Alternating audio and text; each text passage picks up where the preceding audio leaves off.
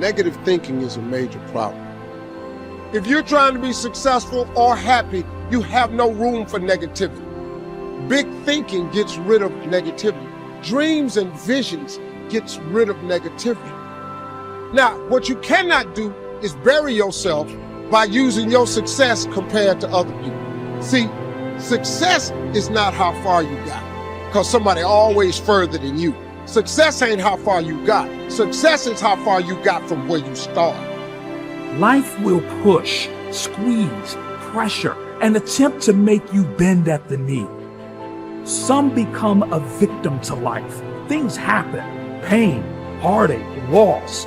We can either be the victim or the victor to these situations. So until your mind is open to the possibilities that I can do this, you would never be able to do it. Once the mind starts to believe it can be achieved, it then, only then, does it start to break down tactically how we can do this. Until then, you're gonna always lose. For me to understand, for me to be better, for me to be stronger, I must learn to suffer a little bit. I must learn to struggle a little bit. I cannot reap the rewards of success without understanding about struggles. If you want to go somewhere that only you would go, if you want to create something new and really live a life that was meant for you, because it's literally crafted by you, you have to take the first steps on faith. If you have a dream, don't just sit there. Get your ass up and make something happen. Sometimes you just have to move. Do something. Make a call. Reach out to someone. Google something. Learn something new. Set out what you believe in. Lay out the power you have. Actually, lay out the power that you have always had. Use this, become this, and have it. Your power can take you, put you on your path to your success, to the place where you succeed.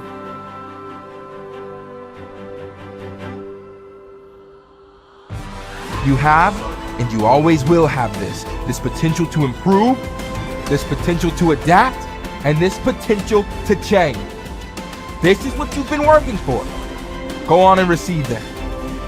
Trying to get insight and see life as a puzzle, and your goal in life is to seek the adventures that piece the puzzle together.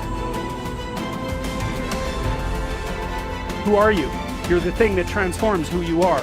Now, you're also who you are, but on top of that, you're the thing that transforms who you are. You are the thing that is, and you're the thing that becomes. And you should put the thing that becomes at a higher place than the thing that is. That means you also have to allow yourself to shake off those things about you that you might be pathologically attached to, habits and people, for that matter, ways of thinking, all of those things. You have to allow yourself to shake those off, and that's more like a burning. That's why the phoenix is the symbol that it is, right? It's old and it deteriorates, it bursts into flame, and then it's reborn. It's like, well, do you want to be reborn? It's like, it's not the question. The question is, do you want to burst into flame?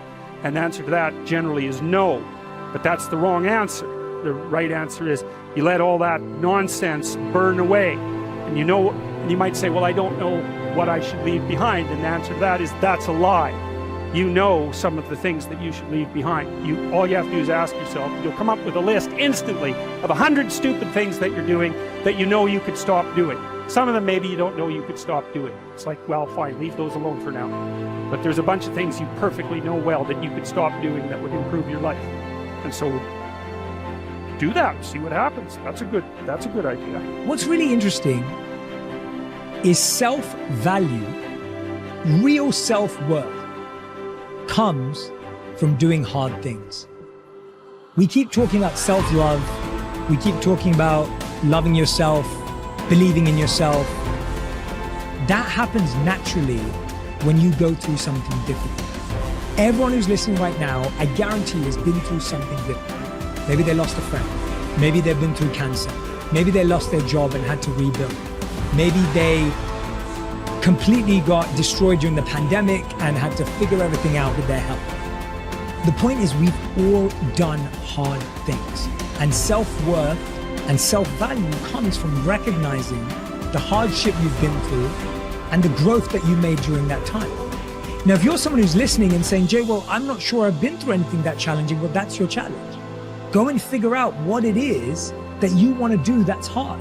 Is it developing a new skill? Is it getting a qualification? Is it starting that business or dream that you've always wanted to do? What's that difficult thing you're going to do on your own, with your friends, with the support of whoever's around you, but not with the crutch or the handicap of a partner?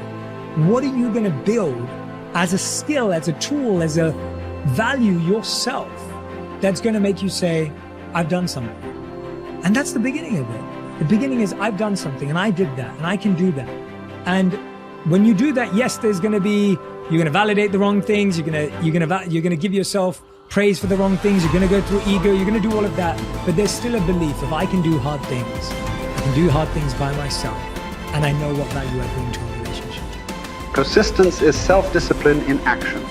Your ability to persist in the face of all setbacks and temporary failures is essential to success in life. Napoleon Hill said, persistence is to the character of man as carbon is to steel. The primary reason for success is persistence. And likewise, the primary reason for failure is lack of persistence, quitting too soon.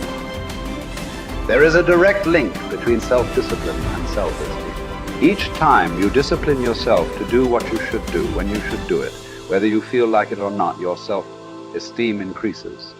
Each time you persist and force yourself to continue on, even when you feel like quitting, your self-esteem goes up.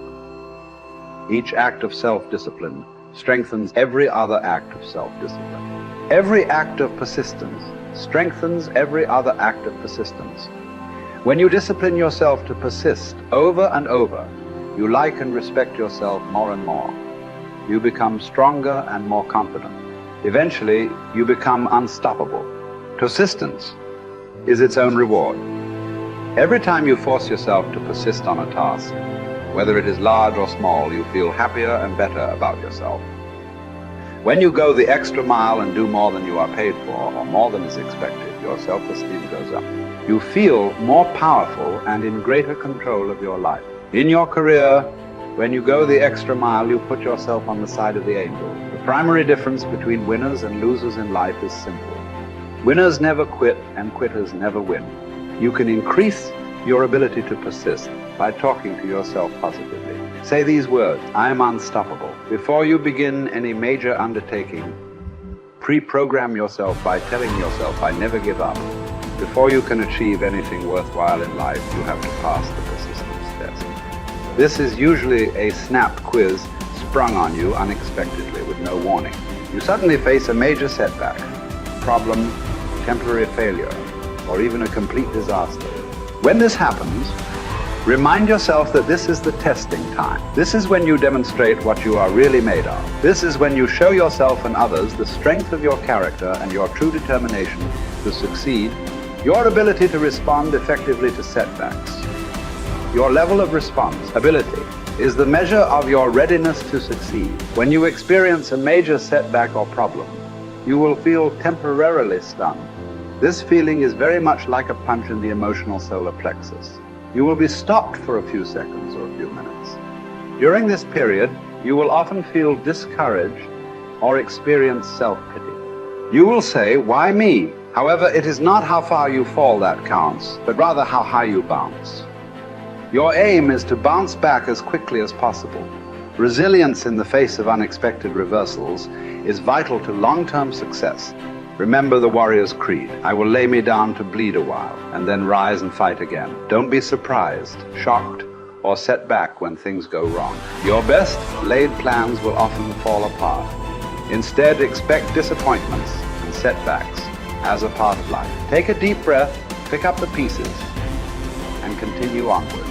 Our minds, our thinking controls our destinies here on Earth to a degree totally unsuspected by the great majority of people. When we think about it a moment, it becomes so obvious, so clear and simple. Well then, if we become what we think about, and if we can control our minds, we can pretty well tell our own future. And that's the point I want to make. That's what I meant when I said earlier that each one of us is the architect of the structure fashioned by our years. This means that if we're confused about what we wish to become or accomplish, our lives, our environment will mirror that confusion. It also means that if we know what it is we seek, that it must be accomplished. Barring an act of God or a catastrophe over which we have no control, we as individuals can call our own shots for the rest of our lives. We can know what it means to go through life from one success to another, to play life according to the rules and reap the rewards. We can know what it means to have peace of mind and live calm, cheerful, successful lives. You are at this moment the sum total of your thoughts to this point, for there is nothing else you can be. And 5 years from now, you can be and have anything you set your entire mind and heart upon.